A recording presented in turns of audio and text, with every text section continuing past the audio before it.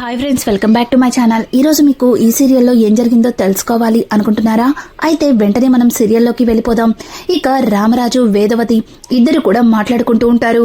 ఇక వేదవతి అయితే ఏమైందండి, ఎందుకంత దిగులుగా ఉన్నారు అని అడుగుతూ ఉంటే రామరాజు, భుజమ్మ, ఇలా నా ఇల్లు 2 ముక్కలవుతుందని కలలో కూడా ఊహించలేదు.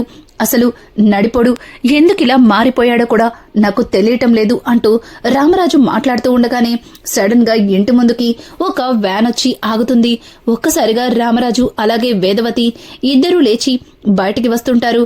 అలాగే వల్లి కూడా వాళ్ళకంటే ముందుగానే బయటికి వచ్చి ఇక ఆ వ్యాన్లో ఉన్న ప్రసాదరావుని చూసి నర్మదా నర్మదా అని గట్టిగా అరుస్తుంది. ఇంకా ఇంతలో నర్మదా రానే వస్తుంది. ఇంకా నర్మదా అయితే ప్రసాదరావుని అలాగే వ్యాన్లో ఉన్న ఆ వస్తువులని చూసి ఒక్కసారిగా షాక్ అవుతుంది. ఇక ప్రసాదరావు అయితే, అమ్మ నర్మదా, అల్లుడు గారు లేరా అని అడగడంతో ఇక నర్మదా, ఆయన ఈ టైంలో ఉండరని మీకు తెలీదా అంటూ నర్మదా మాట్లాడుతుంది. సరే అమ్మా, ఇలా బయట నుంచి మాట్లాడతావా అని అనడంతో లోపలికి వచ్చే ముందు మీరసలు ఎందుకొచ్చారు, వీటిని ఎందుకు తీసుకొచ్చారు అని అంటూ ఉంటే ఇంకా వెంటనే వల్లి అయితే, అదేంటి నర్మదా అలా మాట్లాడుతున్నావు, మీ నాన్నగారు నీ కోసం సార తీసుకొచ్చారు.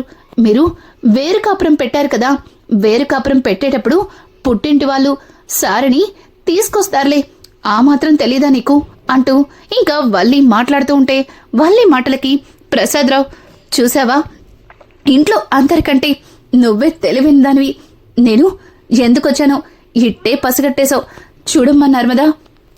ఇంకా ప్రసాదరావు అయితే వల్లిని మెచ్చుకుని నర్మద దగ్గరికి వెళ్తూ ఉంటే, ఆగండి నాన్న, మీరు నా తండ్రిగా ఈ ఇంటికొస్తే ఓ కప్పు కాఫీ ఇస్తాను, కూర్చోపెట్టి మర్యాదలు చేస్తాను, అంతేగాని ఇలా ఇంటి వస్తువులు తీసుకొచ్చి మమ్మల్ని మా ఇంటి నుంచి వేరు చేయాలని చూస్తే మాత్రం ఊరుకునేది లేదు.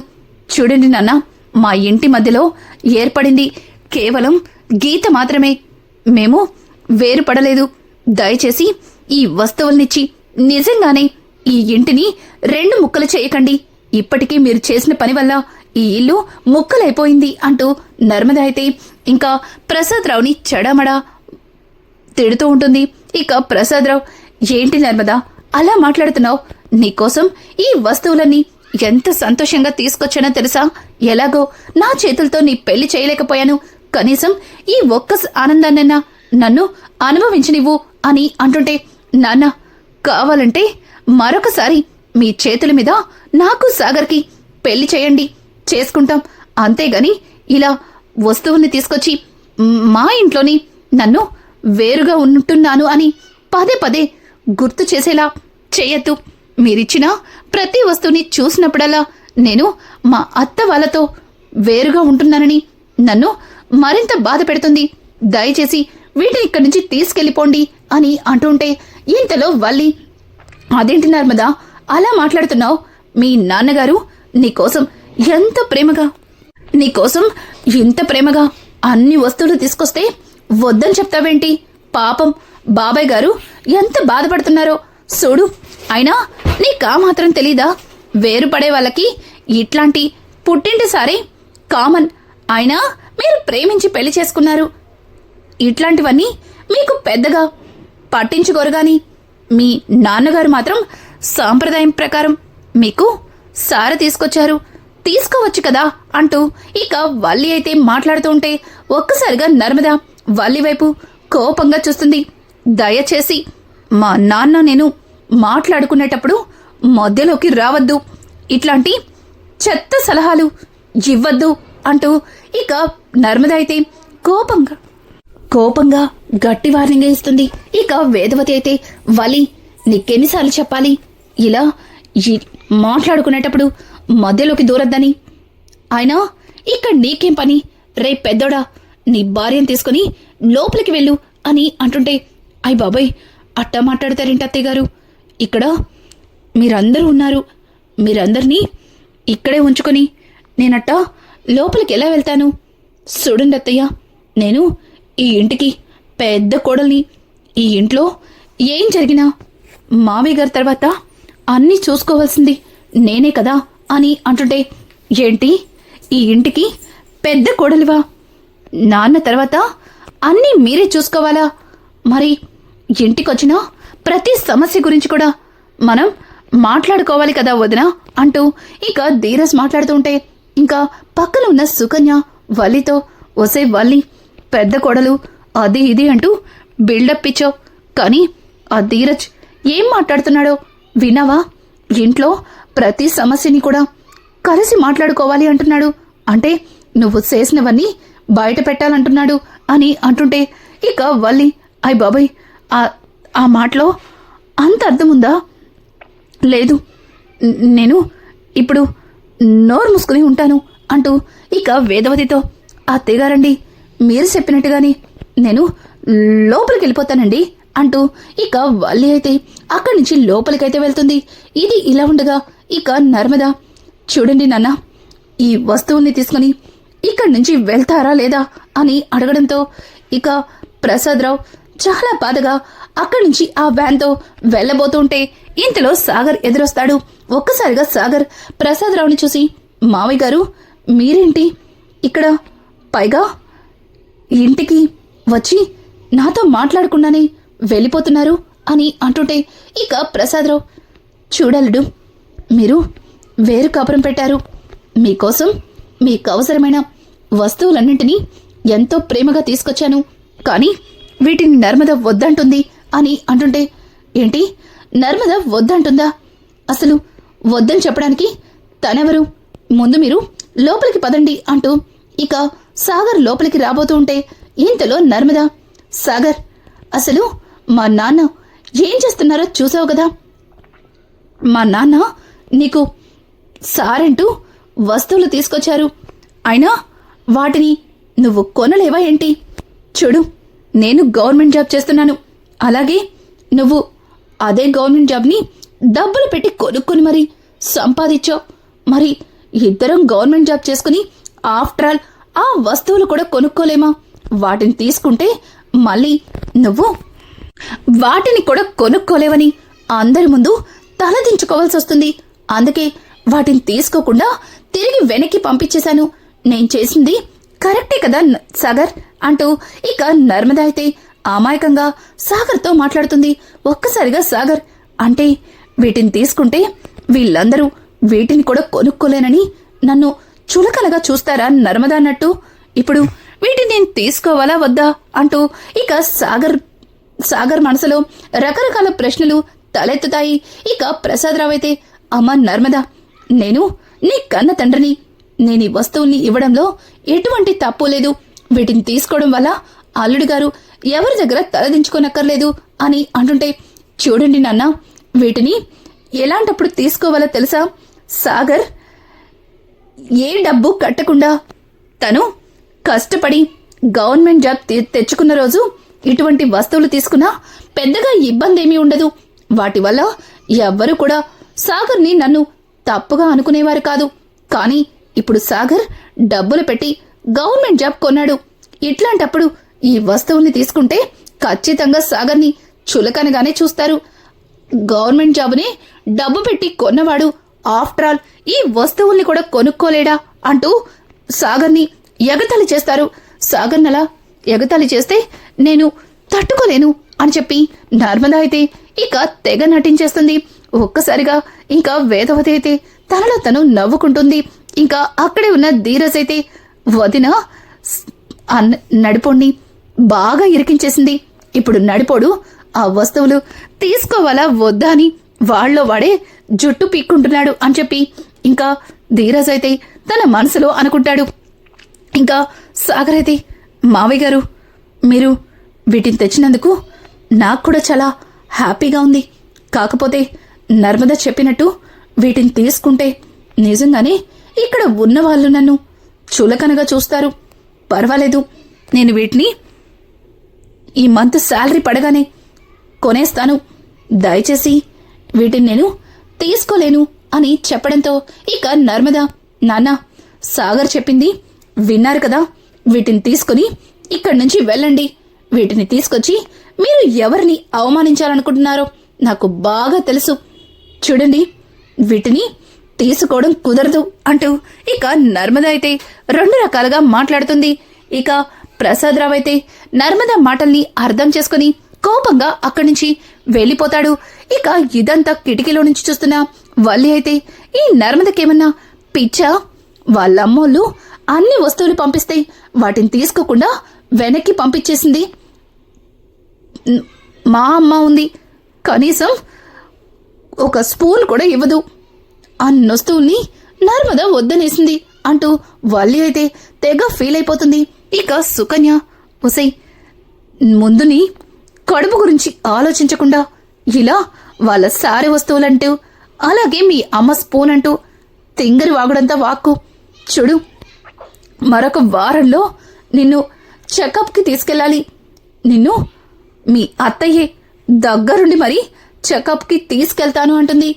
ఇంకా ఆ నర్మద, ప్రేమ ఇద్దరు కూడా నీ కడుపు గురించి వాళ్ళ నాలుగు కళ్ళేసి ఎదురు చూస్తున్నారు. ఆ కడుపులో బిడ్డుందా లేదా అని. నువ్వు చందు ఎప్పటికొక్కడవుతారు, అలాగే నువ్వు ఎప్పటికీ నెల తప్పుతావు. నాకేం అర్థం కావట్లేదు. నిన్ను జాగ్రత్తగా చూసుకుంటానని ఈ ఇంటికొచ్చి నేను ఇరుక్కున్నట్టున్నాను అంటూ సుకన్య మాట్లాడుతూ ఉంటే ఇక వల్లి, అదేంటి సుక్కు అట్టా మాట్లాడుతున్నావు? నువ్వు నాకు సహాయం చేస్తానన్నావు, మరి నువ్వే ఇలా మాట్లాడుతుంటే నాకు చాలా భయమేస్తుంది అంటూ వల్లి అలాగే సుకన్య ఇద్దరూ మాట్లాడుకుంటూ ఒక్కసారిగా వెనక్కి తిరిగి చూస్తారు. అక్కడ వేదవతి, నర్మద ఇద్దరు కూడా కనిపిస్తారు. వాళ్ళిద్దరిని చూసిన వల్లి భయంతో, అతిగారు, నర్మద, మీ మీ ఇద్దరు అని అంటుంటే ఇక వేదవతి అయితే, ఏయ్ అసలు నర్మద వాళ్ళ నాన్నగారు ఏం తెస్తే నీకెందుకే? వాటిని తీసుకోమని నర్మదకి ఉచిత సలహాలిస్తున్నావేంటి? ఇంటి మధ్యలో గీశాను కదా అని ఇంటిని ముక్కలు చేసేసాను అనుకుంటున్నావా అంటూ ఇంకా వేదవతి ఇక నర్మద అయితే, చూడు, నీకు అంతగా వస్తువుల మీద మోజుంటే వెళ్ళి మీ అమ్మని అలాగే మీ నాన్నని అడిగి తెచ్చుకో, అంతేగాని ఇట్లాంటి పిచ్చి పిచ్చి వాగుడు వాగేవంటే తెలుసుగా నా గురించి. చూడు, కడుపుతో ఉన్నావని వదిలేస్తున్నాను, లేకపోతే ఈరోజు నీ తాట తీసుండేదాన్ని అంటూ ఇక నర్మద మాట్లాడుతుంటే అక్కడే ఉన్న వేదవతి, ఏయ్ గవర్నమెంట్ కోడలా, ఏంటి ఈ వైలెంటు? అది ఎంతైనా ఈ ఇంటి పెద్ద కోడలు, నీకంటే పెద్దది, కొంచెం రెస్పెక్ట్ ఇవ్వవే అని అంటుంటే, అవునవును అత్తయ్య గారు చెప్పినట్టు కూతంతా రెస్పెక్ట్ ఇవ్వాలి కదా అని అంటుంటే, ఏంటి నీకు రెస్పెక్ట్ ఇవ్వాలా? నువ్వు చేసిన పనికి రెస్పెక్ట్ కాదు, కనీసం నీతో మాట్లాడి కూడా మాట్లాడకూడదు, నోరు మూసుకుని లోపలికి వెళ్ళు అంటూ నర్మద అయితే ఇక వల్లికి గట్టి వార్నింగ్ ఇస్తుంది. వల్లి అయితే ఇక నర్మద మంటలకి భయంతో అక్కడి నుంచి లోపలికి వెళ్తుంది. నన్నే నోరు మూసుకుని ఉండమంటావా? అత్తయ్య గారి ముందు నన్ను మాట్లాడలేకుండా ఇరికిస్తావా? చెప్తా నీ పని చెప్తా. సింత సచ్చినా పులుపు సావలేదన్నట్టు ఇంటి మధ్యలో గీత పడింది. ఈ కుటుంబానికి నీకు సంబంధం లేదని తెగేసి చెప్పారు. అయినా సరే ఇంకా ఇక్కడే ఉండి ఈ చూలే పట్టుకుని వేలాడుతున్నావు. నా గురించి ఎప్పుడెప్పుడు బయట పెడదామా అంటూ 1000 కళ్ళతో ఎదురు చూస్తున్నావు. కానీ నిన్ను ఈ ఇంటి నుంచి శాశ్వతంగా బయటికి పంపిస్తేనే ఈ టెన్షన్ నుంచి బయటపడతాను అని చెప్పి ఇక వల్లి అయితే అనుకుంటుంది. ఇంతలో ధీరజ్, మామా ఇంతకీ మీ అమ్మాయి ఎక్కడా? ఇంత గొడవ జరిగినా తను అస్సలు రాలేదు అని అడగడంతో ఇక తిరుపతిరావు అయితే, అదేంటల్లుడు, అమ్మాయి ఇందాకే కదా ఎక్కడికో ఇన్స్టిట్యూట్కి వెళ్ళాలని బయటికి వెళ్ళింది అని చెప్పడంతో, ఏంటి ప్రేమ ఇన్స్టిట్యూట్కి వెళ్ళిందా అని అంటుంటే, అవునల్లుడు నీకు తెలీదా అని అడగడంతో, నాకు చెప్పలేదు మామా అని అనేలోపే ఇంతలో ప్రేమ అయితే లోపలికి నడుచుకుంటూ వస్తుంది. ఒక్కసారిగా ప్రేమని చూసిన ధీరజ్, ఏంటి నాకు కూడా చెప్పకుండా ఇన్స్టిట్యూట్కి వెళ్ళావు? ఇంతకీ ఏం చేసి వస్తున్నావు అని అడగడంతో, రేయ్ నేను ఇన్స్టిట్యూట్కి వెళ్ళింది ఏదో చేయడానికి కాదు, నీకు కావలసినవే తీసుకురావడానికి అని చెప్పడంతో ఒక్కసారిగా ధీరజ్ ప్రేమ వైపు ఆశ్చర్యంగా చూస్తాడు. ఏంటి నాకు కావలసినవా అని అంటుంటే, అవునరా, కారు కొన్నావు, మరి వాటికి సంబంధించిన పేపర్స్ మన దగ్గర ఒక్క సెట్ మాత్రమే ఉంది. మరి ఇంకొక సెట్ పెట్టుకోవాలి కదా. ఏదన్నా అనుకోని పరిస్థితుల్లో ఆ సెట్ మిస్ అయితే మరో సెట్ ఉండాలి కదా. అందుకే వాటిని జిరాక్స్ తీద్దామని వెళ్ళాను అని అంటుంటే, అవునా, నేనింకా ఏదో అనుకున్నానులే అని అంటుంటే, ఏమనుకున్నావురా, ఏమనుకున్నావు అంటూ ఇక ప్రేమ అయితే ధీరజ్ మీద ఎగురుతుంటే, Dheeraj hello hello hold on నేనేం అనుకోలేదులే, నువ్వు మరీ అంతలా ఫీల్ అయిపోకు అంటూ ఇక ధీరజ్ అయితే ప్రేమతో మాట్లాడుతూ ఉంటాడు. ఇంకా ఇంతలో ఇక్కడ చూస్తే నర్మద అయితే బయట కూర్చుని బాధపడుతూ ఉంటుంది. ఇంకా నర్మదని చూసిన ప్రేమ, అక్క ఏమైందక్క, ఎందుకలా బాధపడుతున్నావు అని అంటుంటే, ఇక ఇంతలో ధీరజ్, ఏం లేదులే, వదిన బాధకి కారణం నాకు తెలుసు అని అంటుంటే, ఏమైందిరా, అక్క ఎందుకు బాధపడుతుంది అని అడగడంతో ఇక ధీరజ్ అయితే జరిగిందంతా ప్రేమతో చెప్తాడు. ఒక్కసారిగా ప్రేమ, ఏంటి మీ నాన్నగారు అంత పని చేశారా అని అంటుంటే, నాన్న అవన్నీ తెచ్చినందుకు నాకు బాధగా లేదు, వాటిని తీసుకొచ్చి ఈ ఇంటికి నన్ను శాశ్వతంగా దూరం చేయాలని ఆలోచిస్తున్నారు. పాపం మావయ్య గారు అక్కడే ఉన్నారు, కనీసం ఒక్క మాట కూడా మాట్లాడలేకపోయారు. మావయ్య గారిని చూస్తే నాకు చాలా బాధ అనిపించింది అని చెప్పి ఇక నర్మద అయితే ప్రేమతో మాట్లాడుతూ ఉంటే, ప్రేమ చూడక్క, నువ్వేం బాధపడకు, ఇంటి మధ్యలో గీసిన గీత త్వరలోనే చెరిగిపోతుంది. మళ్ళీ ఎప్పట్లా అందరం కూడా సంతోషంగా ఉంటాం. నువ్వు ఇలా ఏడవకూడదు, ఎప్పుడూ రాణి రుద్రమదేవిలాగా ధైర్యంగా ఉండాలి అంటూ ఇక ప్రేమ ధీరజ్ ఇద్దరు కూడా నర్మదకి ధైర్యం చెప్తారు. ఇంకా ఇది ఇలా ఉండగా ఇక వల్లి అయితే ఇక్కడ జరిగిందంతా వాళ్ళమ్మతో చెప్పడం కోసం ఇక భాగ్యానికి ఫోన్ అయితే చేస్తుంది. ఇక భాగ్యం ఒక్కసారిగా వల్లి ఫోన్ చూసి, ఇదేంటి అమ్ముడు ఇప్పుడు ఫోన్ చేస్తుంది, ఏమైందో ఏంటో అని చెప్పి ఫోన్ లిఫ్ట్ చేయడంతో, అమ్మోయ్ నాకు ఈరోజు చాలా సంతోషంగా ఉంది అని చెప్పడంతో ఒక్కసారిగా వల్లి, ఏమైంది, ఏం జరిగింది అని అడగడంతో ఇక ఇక్కడ జరిగిన గొడవ మొత్తాన్ని కూడా ఇంకా భాగ్యానికి చెప్తుంది. ఒక్కసారిగా భాగ్యం, ఓ అయితే నేను అనుకున్న దానికంటే ఎక్కువే జరిగిందనమాట అని అంటుంటే, అవునమ్మా, ఆ నర్మదని ఇంటి నుంచి పంపించేస్తే నాకు సగం టెన్షన్ పోయిద్దనుకున్నాను, కానీ ఆ నర్మద ఇంటి మధ్యలో గీత గీసుకొని ఇక్కడే కూసుంది. పైగా ఎప్పుడు నా కడుపు గురించి బయట పెడుతుందా, నా కడుపు గురించి ఎంక్వైరీ చేస్తుందా అని చాలా అంటే చాలా భయంగా ఉంది అని అంటుంటే, ఇంకా భాగ్యమైతే, చూడమ్మడు, ఆ నర్మద నీ కడుపు గురించి అస్సలు పట్టించుకోదు. ముందు తను పడుతున్న ఆ టెన్షన్స్ నుంచి బయటపడ్డానికి చూస్తుంది. ఇంటి మధ్యలో గీసిన గీతని ఎప్పుడెప్పుడు చెరిపేద్దామా, అలాగే దాని మగుడు సాగర్ని ఎప్పుడెప్పుడు రామరస్ అన్నయ్యకి దగ్గర చేద్దామా అని ఎదురు సొత్తు ఉంటుంది. దాని గురించి ఆలోచిస్తూ ఉంటుంది. మరి ఎన్ని ఆలోచనల మధ్యలో నీ కడుపు గురించి ఎందుకు ఆలోచించిద్ది? నువ్వు అనవసరమైన టెన్షన్లు పెట్టుకోకుండా ప్రశాంతంగా తిని పొడుకో అంటూ ఇక భాగ్యం చెప్పడంతో భాగ్యం మాటలకి వల్లి, అమ్మోయ్ నువ్వు చెప్పింది నిజమేనంటావా, అట్టాకి జరిగిద్దంటావా, మర్చిపోయాను. ఈ మధ్య ఆ సేమ్ మిరపకాయ కూడా నా కడుపు గురించి తెగ ఎంక్వైరీ చేసేస్తుంది అని అంటుంటే, చూడమ్ముడు, ఆ సేమ్ మిరపకాయ కూడా నర్మద బాధపడుతుంటే దాని గురించే ఆలోచిస్తుంది.